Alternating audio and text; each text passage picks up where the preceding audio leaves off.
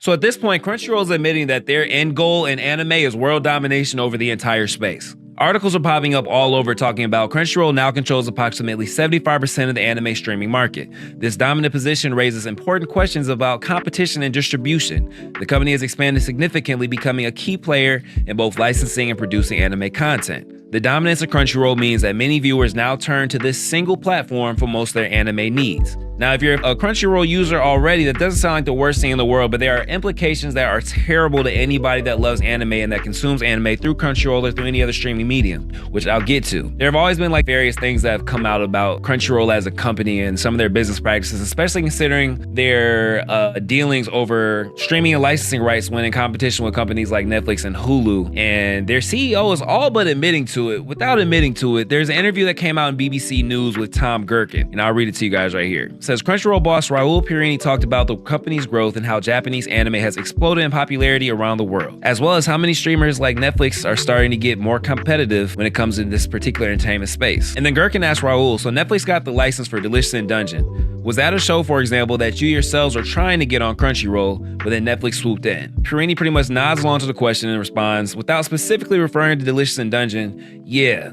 there are almost 300 new shows made in Japan every year. We want to get as much of that content exclusively on our service. So he kind of dodged the question. I mean, he answered without answering. Yes, they wanted Delicious in Dungeon, and for a little bit more context, Delicious in Dungeon was one of the biggest anime to release last year. So that's a huge market share that kind of took an L on that Netflix W'd up with, and plus they have season 2 coming out, which is going to be streamed and licensed through Netflix as well. On top of that, Netflix is doing a really good job with simul-dubbing all their anime. For the most part, everything new that comes out on Netflix has English dub with this, the Japanese dub, which is appreciated on the consumer's part, which is what I'm gonna get to later as to why these are scary times we're entering into if Crunchyroll does pull off a monopoly. Because at this point, they do have a near monopoly. It's enough to call it a monopoly, but if they got like to that 85-90% range, that's when we should really be worried, because monopolies are never good for the consumer. Let me read a little bit more. So the impact on the viewers. The reality that Crunchyroll content controls such a significant portion of the market leads to important implications for the viewers. With so many titles in one place, users may find it convenient. However, it also raises concerns about content diversity and accessibility. A single platform wielding substantial control can shape types of shows produced.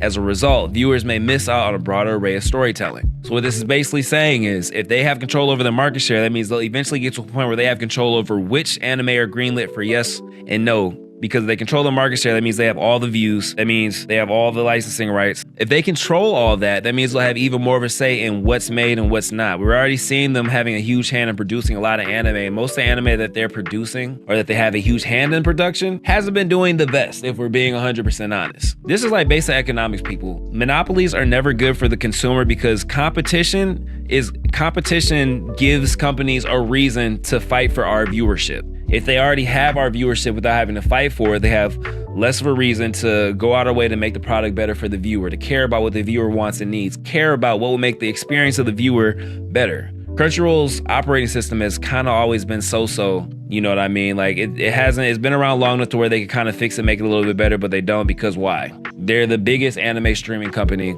Most people go to them. They have the biggest share in the market. They don't really have a need to make their user experience a little bit better for the user. You know what I mean? Now, I bet if they start losing a lot of viewership, maybe they start picking it up, but there's no point, because they own 75% of anime streaming, the anime streaming market. So future considerations, looking ahead, the landscape may change. New entrants could emerge, shaking up the current order. However, these are hoping for significant disruption should take into account Crunchyroll's formidable market presence. The anime industry thrives on innovation, and shifting viewer preferences can influence the trajectory of streaming services. While Crunchyroll remains a leading force, it must also navigate viewer expectations. Competition within the anime streaming sector is crucial for ensuring varied content. When one platform holds the majority, creative risks may diminish. The rise of Crunchyroll creates challenges for smaller distributors. Traditional anime fans have historically favored diverse sources, making its shift noteworthy. 100%. This is scary. The CEO literally said, we want to own as much anime as possible. That's them saying we want to own the market. We want to corner the market. We want to control the market. And it's just really interesting because, again, for the last few years, we've heard some kind of interesting things about Crunchyroll as a company, the way they treat their employees, the way they treat their IPs. And I mean, a lot of it is hearsay because it's, you know, ex-employees and people that have run-ins with the company or people that try to partner with the company. So, I mean, you got to take it with a grain of salt. But it does kind of fit the bill for what we've seen from Crunchyroll. And, you know, I'm not even the biggest supporter of pirating websites and stuff like that. I was a musician before I got into anime. You know, I made music, so I've always been big on support the artists. Support the artist, support the artist. And if you have to support the streaming hosting service that, you know, supports the artist's art, that gives you the metric of whether or not that art is being viewed and worth continuing, then support that via Netflix's, Crunchyroll's, Hulu's, whatever, with your streams. But this honestly is making pirating more necessary than ever. And I'm not endorsing pirating. I'm not saying go out there and pirate your animes. I pay for Crunchyroll. I pay for Netflix. I like to support these because they have been a huge part of my life. They're a huge part of my career currently. But that would be the only way to circumvent a monopoly that Crunchyroll is holding or is working towards. Because Monopoly is just not good. It's never good. It's never, you can't give me a point in history or an example in history where Monopoly has been beneficial to the actual consumer base. So I just found that interesting. I've seen people talking about it a little bit online, and you know, it seems like to be the case. Netflix's IPs are growing by the month almost, not even just by the year, like, and they get everything. Like it's insane. You can even see, so an example of what competition does, Netflix, because they get less IPs than Crunchyroll, what they have to do is they simuldub everything they get, because that's the way that they can, you know, provide a little bit more value to the customer or the consumer and keep them on their page. That's another example of how competition is just better for us, because the sub is better for us. Let's be honest. You know, we can argue about which is better, sub or dub, in the comments, but the dub is more convenient, especially if you have a regular life, you got shit going on and you're trying to watch anime when you can, you're trying to squeeze it in while you're working, you're trying to watch anime while you're doing something else, you know what I mean? Like, it's appreciated. It's appreciated because we all have lives and stuff like that. Sometimes these dubs, the Dragon Ball Super dub just finished like 2 weeks ago. And Dragon Ball Super got done in the end of February or something like that. You know, so just something worth thinking about. There are other anime services, like there's High Dive.